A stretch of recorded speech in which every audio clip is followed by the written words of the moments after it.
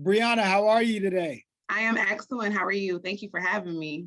I'm doing great. Thank you so much for coming on. So last year I had the DC Teacher of the Year for 2021, then the DC Teacher of the Year for 2022. Now I've got you and Miss Daphne over the last couple of weeks talking to you. I wanted to get the whole DMV spectrum of the Yes, National Teachers of the Year, the State of course. Teachers of the Year onto this show. hmm So the first thing I want to ask you is, how are you doing? I am phenomenal.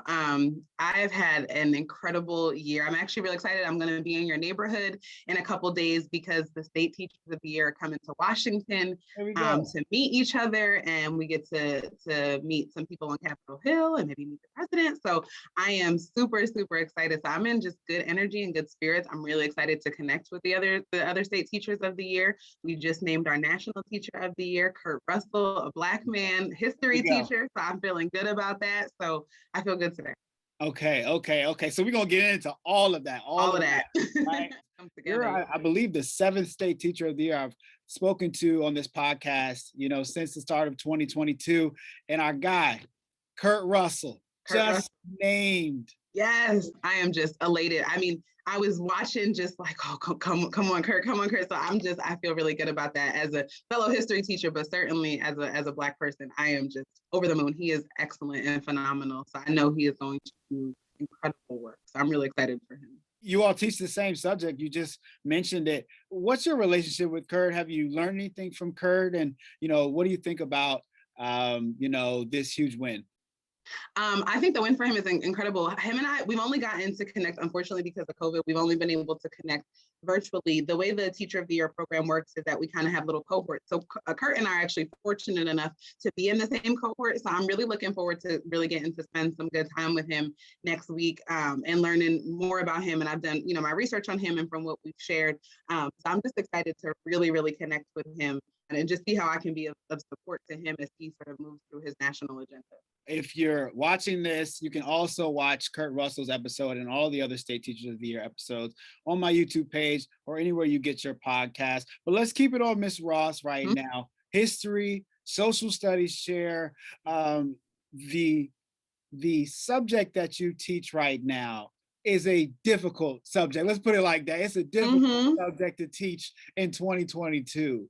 How are you feeling about teaching history and how it's perceived this day and age? I don't want to get myself in trouble. No, let's get in trouble. Sometimes we gotta just say some things. Well, if it's good trouble, we can be all right. We can be always good trouble. Always good trouble. Like my man John Lewis says. So I actually love being a history teacher right now. I think that we're really lucky in Maryland that we haven't had any legislation, any real bills coming across the table that are trying to prevent sort of what they are calling critical race theory, which I don't think politicians and those who are critics of it really understand what critical race theory is. So we haven't really had too much legislation happening in Maryland that is preventing what we teach in classrooms. But I love the conversation because I think one of the things that what I think will come to the surface is that one of the reasons that this conversation has started is because, especially with the summer of 2020, teachers really felt a need to be inclusive of the stories that they were sharing in their classrooms.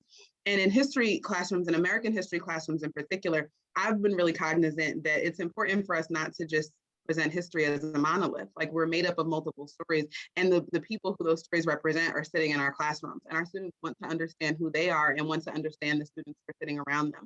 And so with the sort of kind of racial pandemic that sort of occurred in the summer of 2020, our students were really asking, like they were questioning things, and they had there were things they really wanted to learn about, and they wanted to understand the experiences of the people sitting around them and the histories of people who don't look like them. And so I love the conversation because I think it's been very hotly contested, and we've seen how it's getting sort of used as like political. It's really been put on a political agenda, but I also think it's given the space for other stories to come to emerge, and for history teachers to do some real digging and reflection and some real research into how can I present a more complete and more thorough curriculum that is representative of the students who sit in my class and the people in this country, essentially. Amid COVID-19, you teach at a middle school. So you had students who are 11 and 12 and 13 going through a health crisis, a racial pandemic, and they wanted to learn these subjects from you.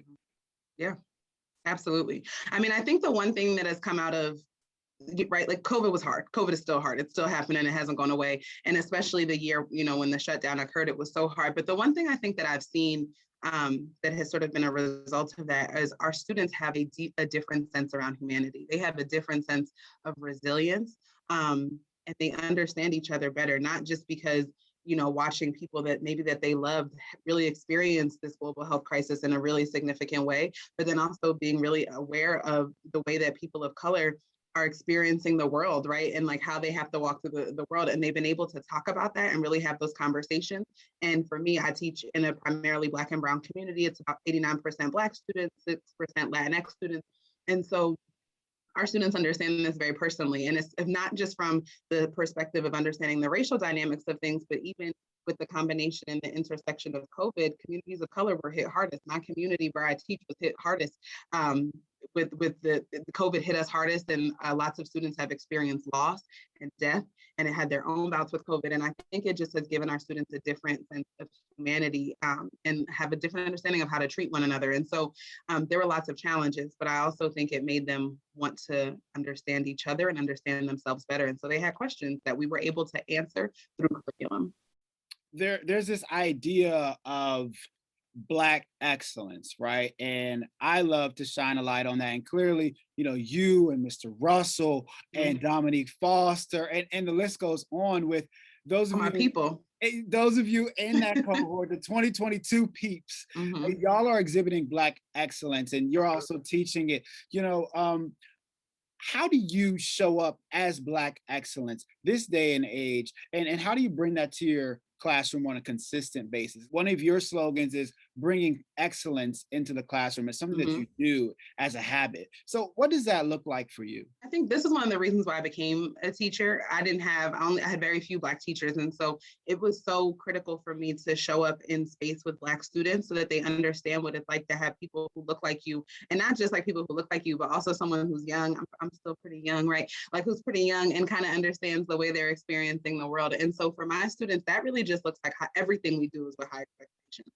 Like we don't take breaks. There are no excuses. Like we do everything to the best of our ability at all times. And it's not about letter grades. It's not about performance. It's about, are you showing up here your best? And I say that to them, like, I'm always going to show up at 1,000% for you. So it's your responsibility to do the same for me. We are in a mutual relationship. I trust you and you trust me. So we are going to show up for one another. And so some of it is just it's not even about the teaching, right? It's just about how I show up in my presence. Like I am always going to show up 1,000% for you. Emotionally, spiritually, physically, I'm always going to be 100%. And I expect you to do the same. And so that's just one of the ways that like I try to model excellence for my students is simply by being and simply in our presence. And when I used to teach elementary school, it was things from like how we walk in the hallway and how we come into the cafeteria, right? Like we do those things with pride because we're showing up for ourselves. And so a lot of it is just teaching them how and modeling like how you can walk through the world with confidence and with poise and with class and do all those things and be excellent at whatever it is that you're doing. One way is saying, hey, Black child.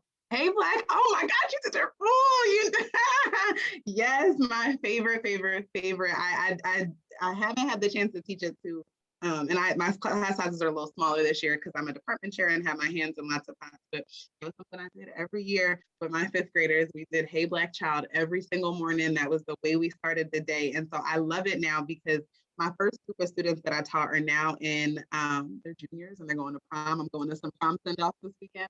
And when I see them, like if I run into them at the grocery store or whatever, and like that's always one of the first things they say, like, Ms. Ross, I still remember Hey, Black Child. And so I love that it like sat with them. And it like they really internalized that because that part, how we talk about ourselves is important.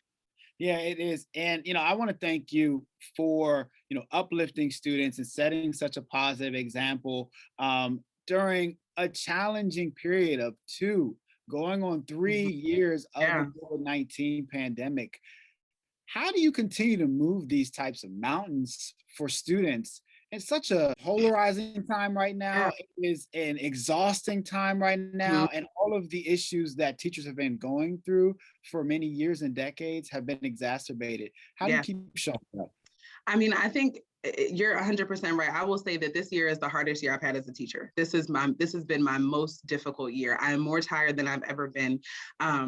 I feel some days feel like I feel defeated, like in a way that I had never felt before. And it really is just like you said, the issues that have always been present have really been exacerbated by the pandemic, by the isolation, by social, all these things, right? And I think what is always important, and this is why I wake up every morning, is like I keep the students at the center of all these things. And so I had this conversation just 2 days ago, like, well, how do you keep showing up? Like, why do teachers, what gets teachers to stay? And I'm like, the kids, always. That's it. There's no other answer. It's for the kids. We show up for them.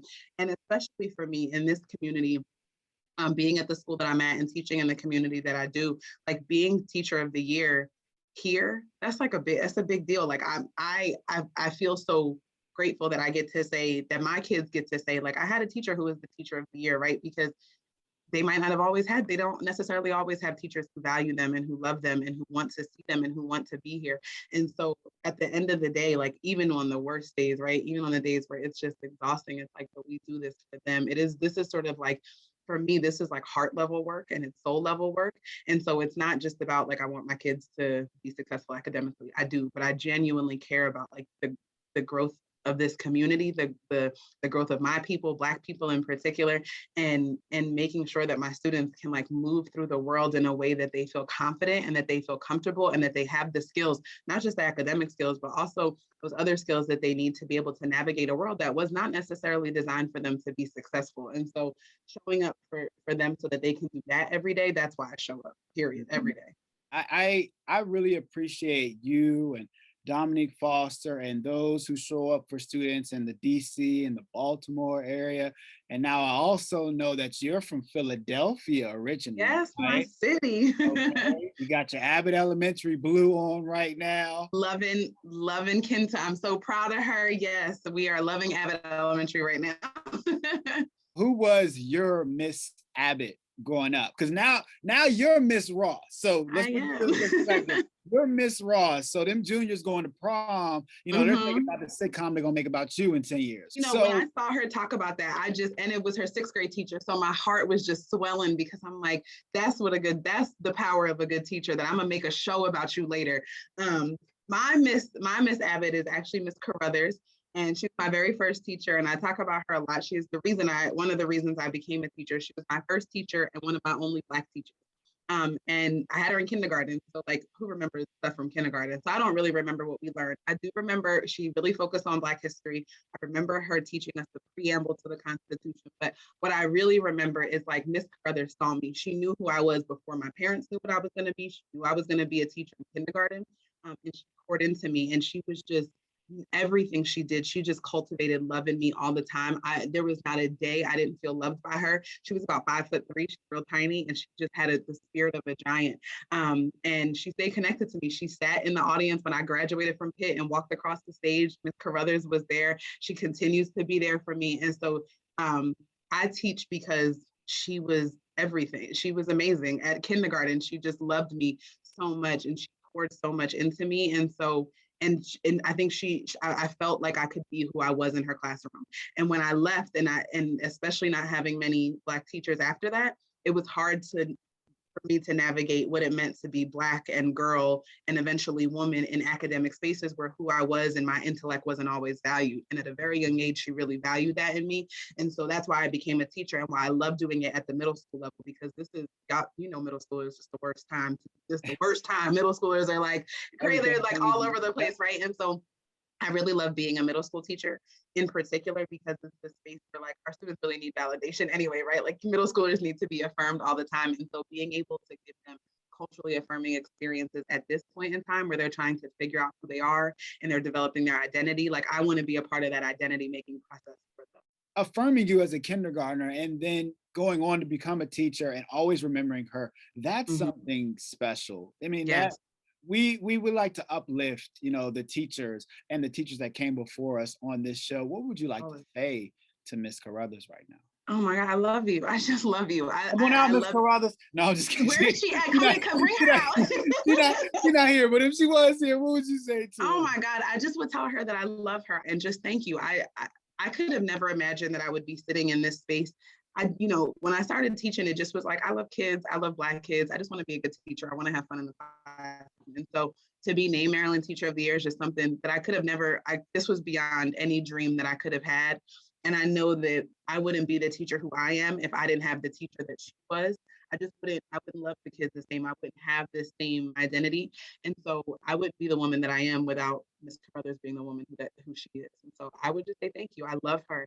And I'm so grateful for all, and I've had a lot of wonderful teachers and educators, but I'm just so grateful for good educators who do that. And the Miss Abbotts and Miss Carruthers of the world, like they are special and they're so necessary, especially right now when we're seeing how hard a time teachers are having. Like, so I'm grateful for the space that you give teachers too, just to have a platform to shine just a little bit, because that's so important right now. I appreciate you. I appreciate all the educators who are uplifting our students at the most challenging times and inspiring them to go on and become something successful and success stories like yourself and like the 2022 cohort. You know, my special guest here today is Ms. Brianna Ross, Baltimore County's Deer Park Middle Magnet School in Baltimore County. She's the Merlin, that's how I say it, Merlin. That's I know you from here, Merlin. That's how they say it here. I say Maryland. Okay. She's the state teacher of the year. And I want to thank you so much for coming on to this show. You did an amazing job, and you do an amazing job in your Afrocentric classroom right there in Baltimore County. Is there anything else you want to leave us with? Like I said, I appreciate you. I'm just so glad that there's someone who is willing to elevate this practice as a profession, right? Because we are professionals and we deserve to be treated and celebrated that way. So I appreciate that there is a space for Black teachers in particular to be celebrated for their work. Shout out to Dominique and to Kurt and to Daphne for the other really excellent teachers over here, the DMV. We are holding it down for the DMV. So thank you for the space. I am so appreciative. And shout out to Joshua. She's not far. She in Delaware. Oh yeah, Joshua, my girl Joshua in Delaware. Yes, Joshua is so funny. You know, that's how we all family. Joshua's a family member of hers works at my school, so like we all connected and we family. Yes. So shout out to I forgot Delaware. Yeah, this area. All of us in here, we holding it down over here. It's something in the water. It's got to be something in the water. Yeah. Let's keep it like that. Absolutely. I thank you so much for coming on. I appreciate it. Absolutely. Thank you. I appreciate it.